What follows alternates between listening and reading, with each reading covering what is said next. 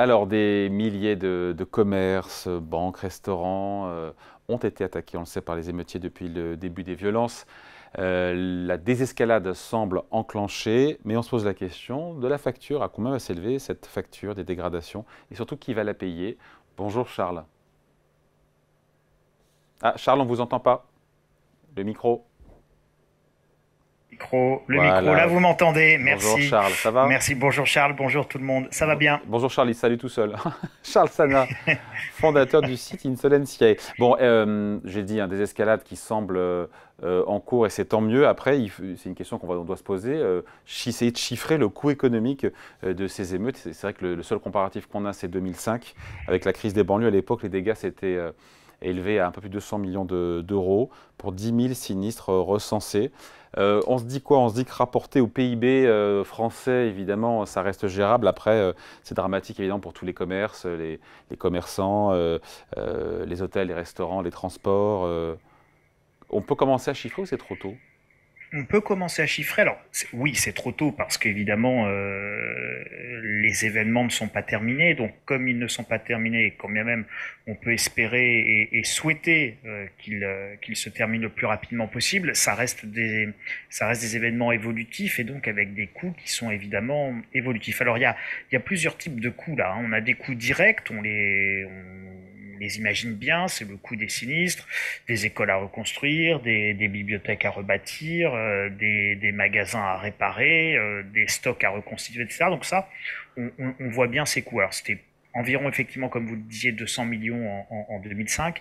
Là, c'est beaucoup plus violent, beaucoup plus massif, avec des pillages extrêmement importants. Donc puis entre-temps, on a eu de l'inflation, une augmentation des coûts de construction, de tout ce que vous voulez. Bref, donc on peut imaginer qu'on soit au moins à 500, entre 500 et 1 milliard, entre 500 millions et 1 milliard d'euros sur ces événements-là.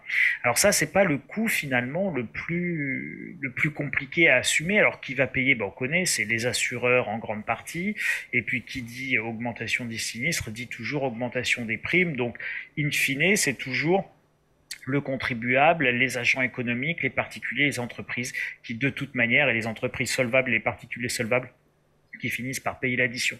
Mais ça, c'est, je dirais, le coût économique direct. Le coût économique indirect que l'on mesure très mal aujourd'hui et qui pourtant, pour moi, va être le plus important, il est de deux ordres, enfin de trois ordres. On a d'abord un coût économique indirect relativement immédiat sur les annulations, par exemple, de voyages, alors qu'on rentre, les émeutes de 2005, c'était des émeutes d'hiver, là on est sur des émeutes d'été, on démarre la période estivale, la saison touristique, elle est fondamentale pour l'économie de notre pays et pour le secteur du tourisme, des cafés, des hôtels, des restaurants.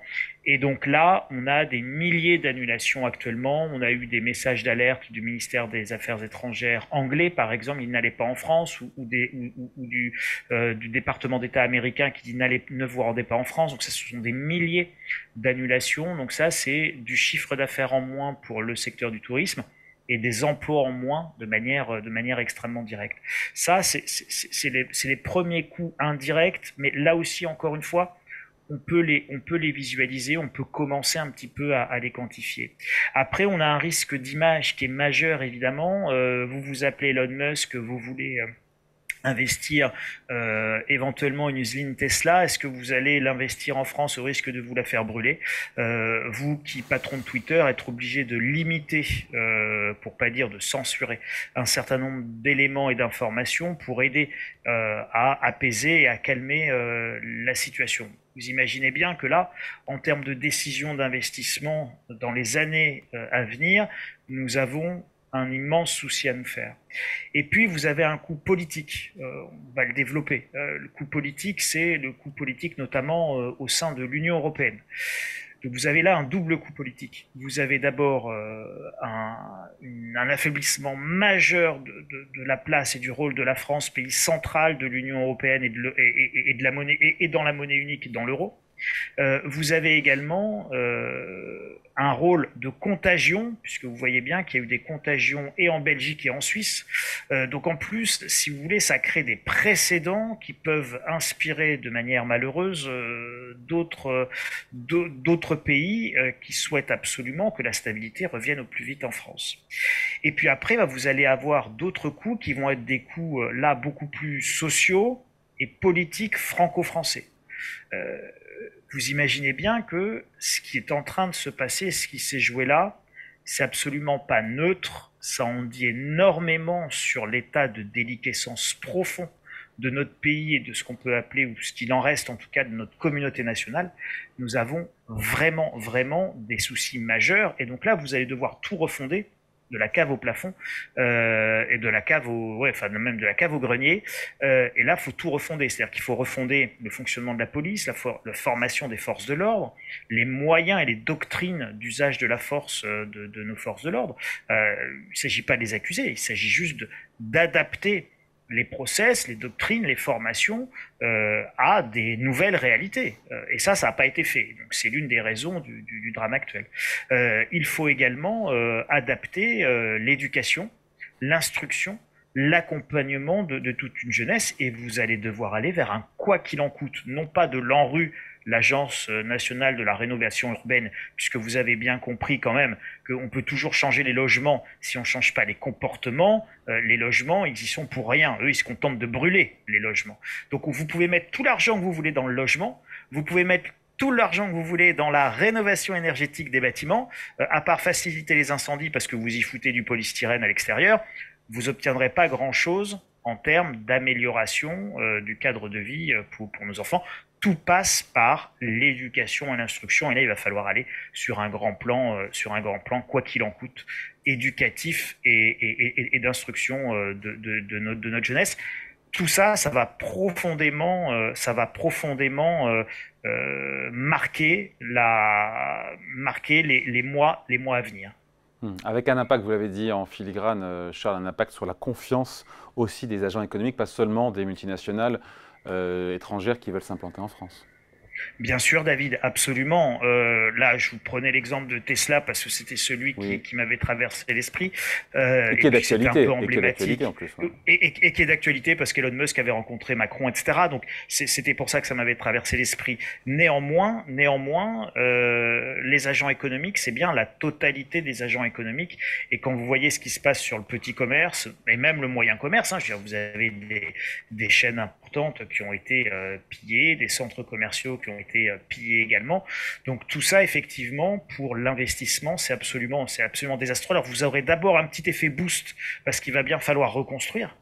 Et donc ça, évidemment, c'est de l'injection dans le PIB. Donc toute destruction à court terme est bonne à moyen terme, parce que ça fait un boost dans l'économie et que la reconstruction, ça fait toujours travailler du monde.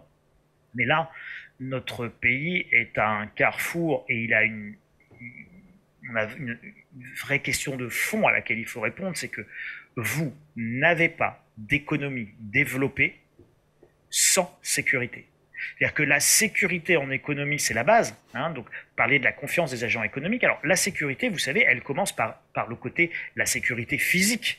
Là, c'est ce qu'on imagine en premier lieu. Donc, évidemment, sans sécurité physique, vous ne pouvez pas avoir d'économie saine et développée.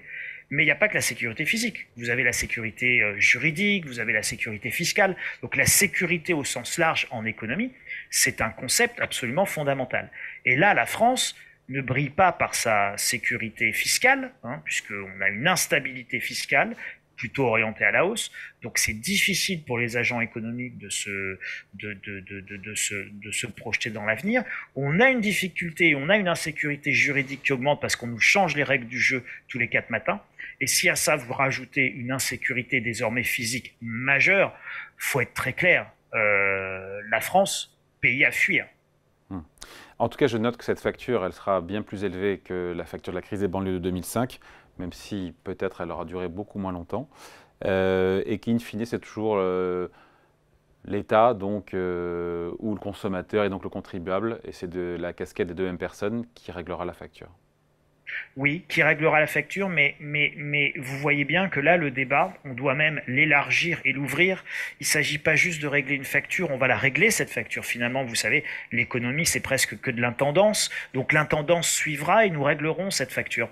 Le problème, il n'est pas là. Le problème, il est la manière dont on va construire l'avenir en n'ayant pas peur de poser les mots sur tous nos mots et de nommer les choses telles qu'elles doivent l'être pour y trouver des réponses pragmatiques, humanistes, sociales, mais objectivement, il va falloir régler les choses parce que si nous ne réglons pas les choses, alors on sait très bien ce qui va se passer, ça se reproduira, ce ne sera qu'une question de temps et les choses vont s'amplifier et ce sera absolument désastreux pour l'ensemble de notre pays, pour l'ensemble de toutes les communautés qui composent notre pays, et personne n'a d'intérêt à voir le chaos s'installer dans le pays. Donc il faut évidemment régler les choses avec beaucoup de tempérance, de modération, de sérieux et beaucoup de pragmatisme, en disant ce qui se passe et en apportant des solutions à ce qui se passe. Et les solutions, elles sont profondément éducatives,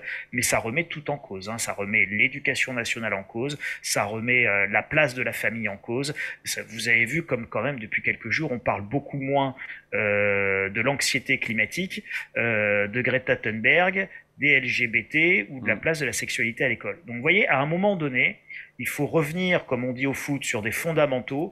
Et dès qu'on quitte les fondamentaux, il n'y a pas de secret. Vous avez la chienlit qui s'installe dans un pays. Les points de vue signés Charles Sana, fondateur du site Insolentiae. Merci Charles. Bonne semaine. Merci David. Ciao.